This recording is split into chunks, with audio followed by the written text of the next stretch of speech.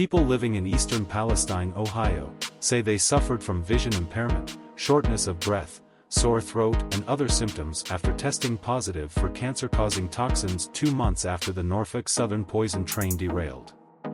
"I'm currently using an inhaler that I've never had in my life," Shelby Walker, who has lived in Eastern Palestine for 48 years, told Fox Business. "This is how we will miss a floor of an Eastern Palestinian train before it's too late." Walker lives next door to the derailment area. Parts of train are a few feet away from the children's toys in backyard. "This looks like a battlefield," Walker said. "My garden foams up when it floods. I know my garden isn't safe." A Norfolk Southern freight train derailed on February 3 after its wheel bearing overheated, according to the National Transportation Safety Board. On February 6, authorities ordered the controlled release of toxic chemicals to prevent the train cars from exploding.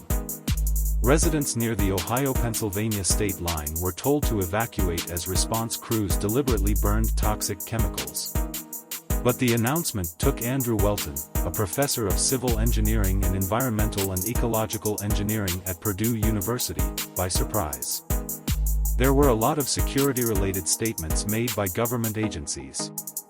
"The air is safe, the water is safe, your homes are safe," Whelton told Fox Business.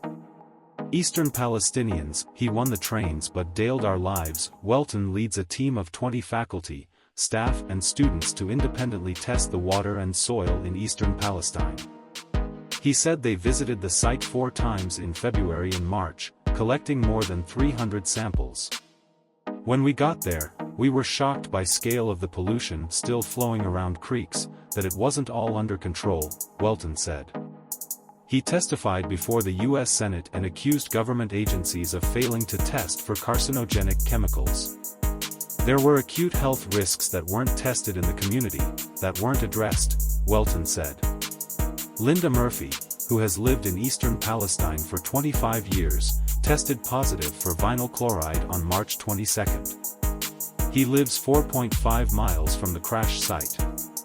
"The nurse gave me the results and looked at me and said, 'I'm really sorry,'" Murphy told Fox Business.